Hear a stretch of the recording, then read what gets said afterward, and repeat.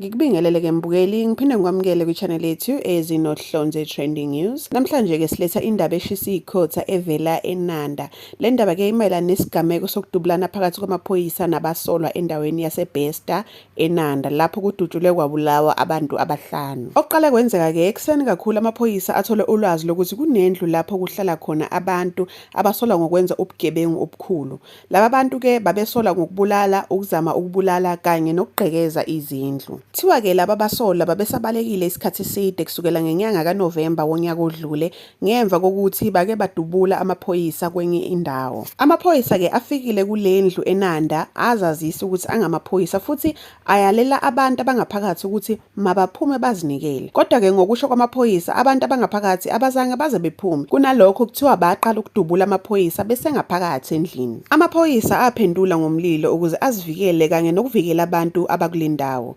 Badubulana isikhathi eside esifushane kodwa futhi esinamandla. Ekugcineni okwenzeka kwadutshulwa kwabulawa abantu abahlanu, kwatholakala ibhamu ezine endaweni, akukho phoyisa futhi elalimala. Ngemva kwesigameko ihlobo, abangani kanye nomphakathi bahlangana endaweni yesigameko. Kwakukhona ukukhala kanye nokudideka. Abanye abantu-ke emphakathini bathi abanye babantu abashonile bebengazona igebengu kodwa babevele bevakashile noma belele kuleyo ndlu ngalobo busuku. Kukhona omama nezihlobo abakhulume ngobuhlungu babo bethi balahlekelwe amadodana abo futhi bashiya nezingane nemindeni. Lokhu kudala ingxoxo enkulu emphakathini, abanye beseka amaphoyisa, abanye benganeme besola indlela isimo esiphethwe ngayo. Lesi sigameko asisodwa. Ey'nsukwini ezimbalwa ezedlule kwaba khona esinye isigameko sokudubulana eNanda lapho kubulawe khona abanye abasolwa.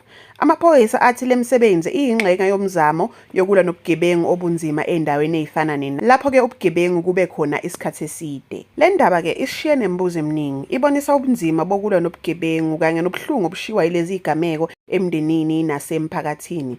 Uphenyo-ke lusaqhubeka futhi sizonazisa uma kuvela eminye imininingwane. Ngibonge-ke mbukeli ngokubukela, sicela ungakhohlwa ukulike, ukushare futhi ukusubscribe ukuze uthole ezinye indaba ezibalulekile.